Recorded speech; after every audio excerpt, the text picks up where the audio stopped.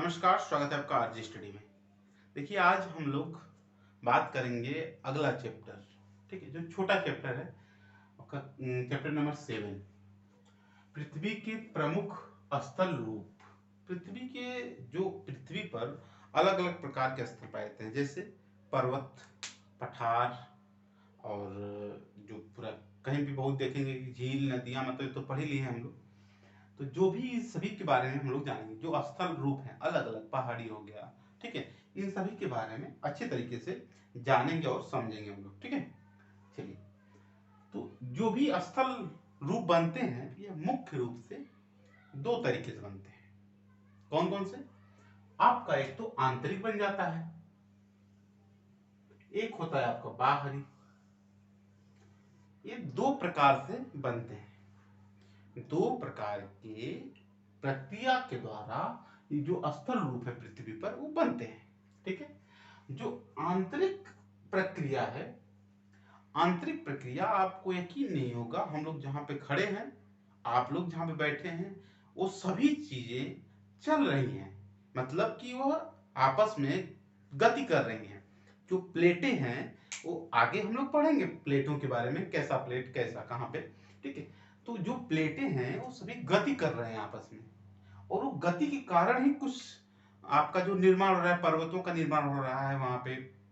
ठीक है, यहाँ पे जो खड्ड बन रहे हैं उसी के द्वारा बन रहे हैं। तो जो भी वो सब क्रियाएं हो रही हैं, आंतरिक गति हो रहा है, इन सभी के कारण आपका जो आंतरिक प्रक्रिया के कारण होता है सब। ठीक है, बाह्य प्रक्रिया के कारण।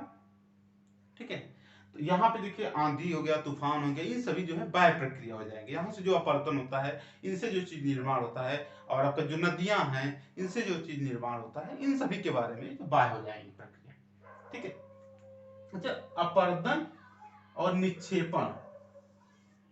ठीक है, अपर्दन और निक्षेपण में थोड़ा सा डिफरेंस है, थोड़ा सा डिफरेंस है। अपर्दन क्या होता है कि पृथ्वी का कोई भी भाग टूटकर या तो एक जगह से विस्थापित होकर दूसरे जगह चला जाता है, उसे ही हम लोग क्या कहते हैं?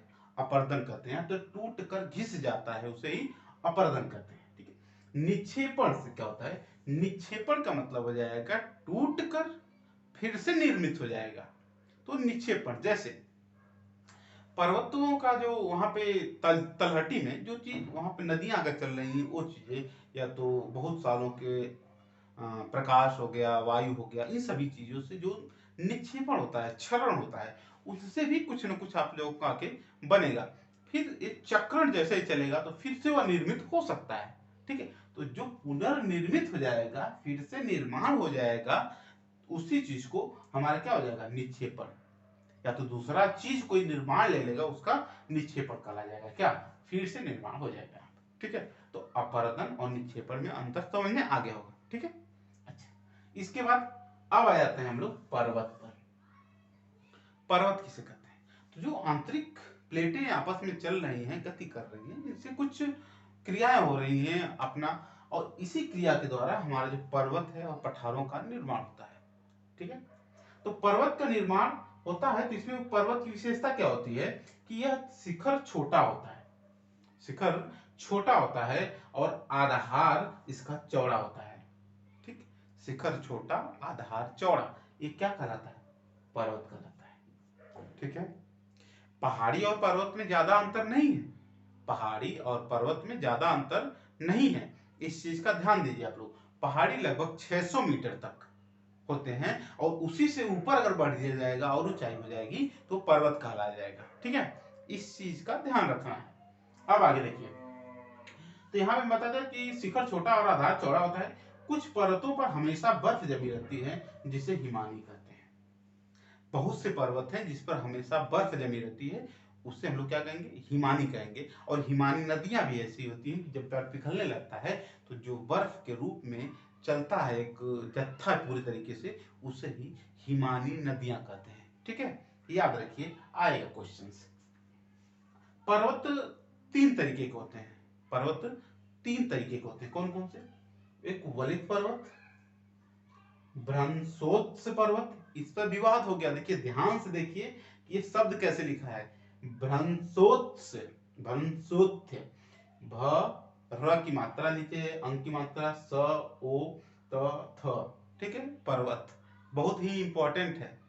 मित्र थे पीसीएस दे रहे थे, उनसे हमें बहस हो गई कि यहाँ पे लिखा देखा जाएगा, हम कहीं नहीं देखा जाएगा, वो लगे कॉपियां दिखाने, ठीक है। तो इस चीज का ध्यान देना है कि कैसे लिखा है, ठीक है। शुद्ध लिखना है। यदि आप पीसीएस या तो कुछ भी दे रहे हैं, लिखना में जहां पे आपको मेंस में लिखना है वहां पे शुद्ध लिखना बहुत जरूरी है, नहीं तो गड़बड़ हो जाएगा सब, ठीक है।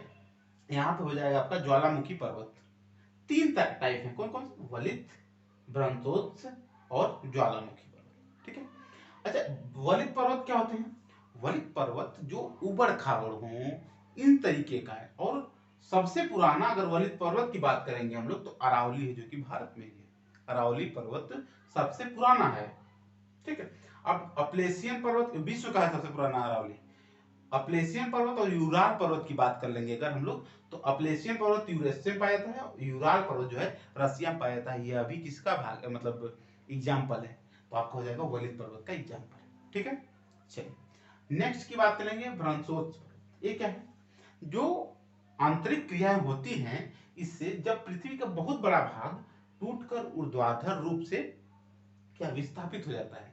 जैसे कहीं भाग टूटा और दो भाग है, जैसे यहाँ पे ये पूरे ऐसे था, ये ऐसे, ये भाग टूट के ऐसे ऐसे ऐसे हो गया, ठीक है। तो ये वाला भाग, तो ये तो खड्ड बन गया, ये वाला तो खड्ड बन गया, लेकिन ये वाला भाग उठा रह गया ना, तो इसे वाले भाग को मतलब यहाँ पे वंशोच हो गया। तो ऊपर जो उठता है उसे उत्खंड कहते हैं या तो हर्स्ट कहते हैं, इसे उत्खंड हर्स्ट कहते हैं, ठीक है। और जो नीचे वाला भाग ये वाला मतलब रहता है यहाँ पे, इसे हम लोग क्या कहते हैं? भ्रंश या ग्रोबेन, भ्रंश या ग्रोबेन, ठीक है।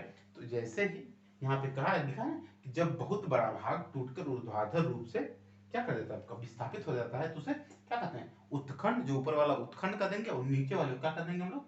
भ्रंश या ग्लोबिन कहेंगे। यह टेक्निकल वर्ड समझ जाइएगा, कहीं कहीं आ जाएगा तो आप लोग समझ जाइए क्या कह रहा है, ठीक है।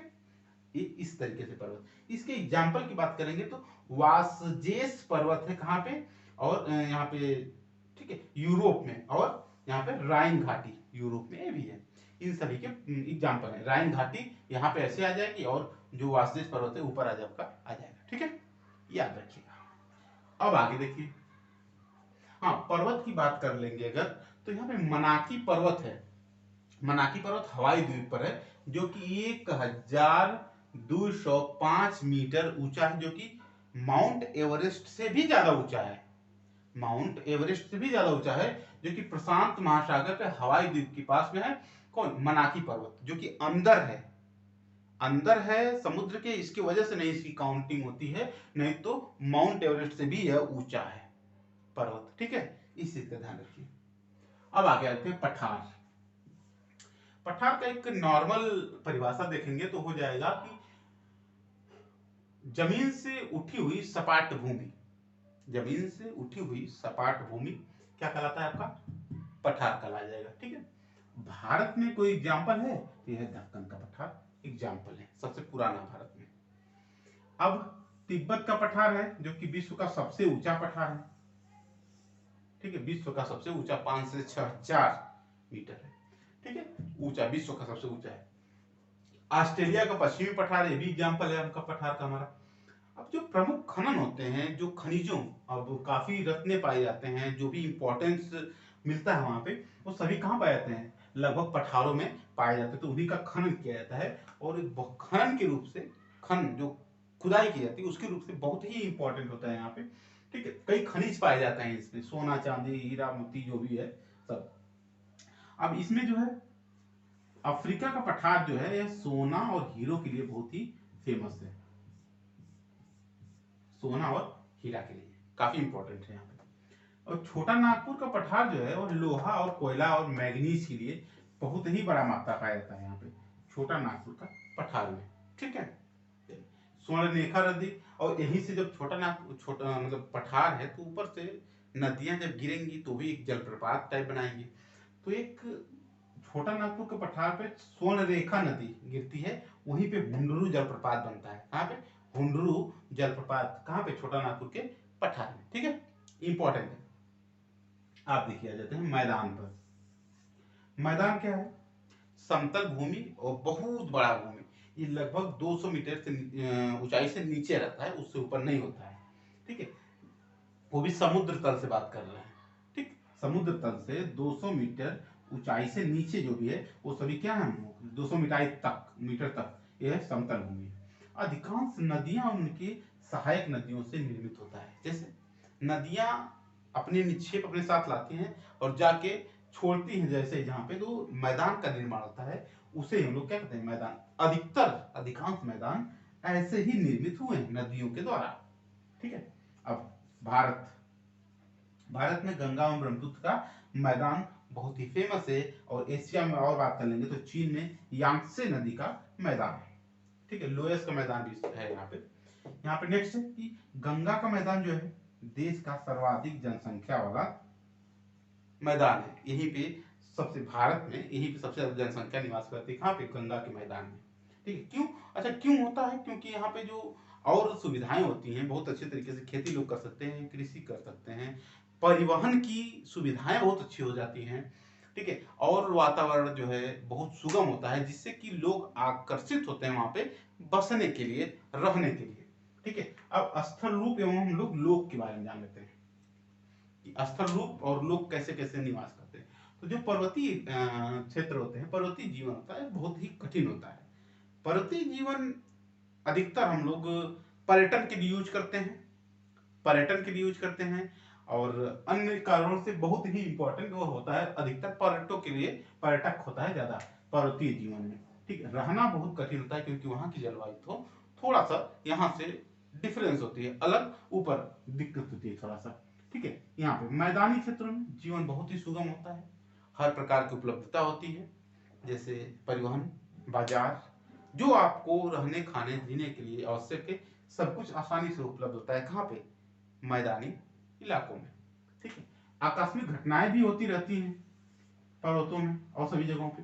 तो ज्वालामुखी होती है, लगभग भूकंप होता है, सुनामी, ये सभी है आकस्मिक घटनाएं हैं। इससे बचने का एक ही उपाय है, सजगता बरती जाए पहले से ही। ठीक है, हाँ ये है आपका। और सतत विकास को बढ़ावा देना चाहिए, लास्ट में यही है इसके इस आपका लास्ट में जो टॉपिक है। ठीक है, चैप्टर नंबर 7 के लास्ट में है कि हम लोग जो जनरली कचरा फेंक देते हैं नदियों में और कहीं पे भी कचरा फेंक देते हैं, या तो जो प्रदूषण कर रहे हैं, जो मानवीय प्रदूषण है, उसको कम करना हम लोगों के हाथ में है। तो उसको कम किया जाए, उस रिसोर्सेस को उतना ही प्रयोग किया जाए जो कि आगे आने वाली पीढ़ी अच्छी तरीके से प्रयोग कर सके। उसे हम लोग क्या करेंगे? सतत विकास उसे ही कहेंगे। ठीक है, कि ऐसे जो प्राकृतिक संसाधनों का इस तरीके से दोहन किया जाए जिससे कि आने वाली पीढ़ी भी यूज कर सके उस संसाधन को, उसे ही सतत विकास कहेंगे, सस्टेनेबल डेवलपमेंट। ठीक है, चलिए इस चीज को हमको लगता है कि आप लोगों को समझ में आया होगा अच्छी तरीके से। सॉरी। और अगले, अब ये एक छोटा चैप्टर था इसके लिए इसको एक ही लिया गया, इसके बाद 8वां चैप्टर वो भी जल्द ही आएगा आप लोगों के सामने। ठीक है, सब्सक्राइब करके रखिएगा, अगला जो भी आएगा वीडियो आप लोगों के लिए बहुत ही हेल्पफुल रहने वाला है। ठीक है, चलिए वीडियो देखने के लिए बहुत बहुत धन्यवाद। जय हिंद, थैंक यू।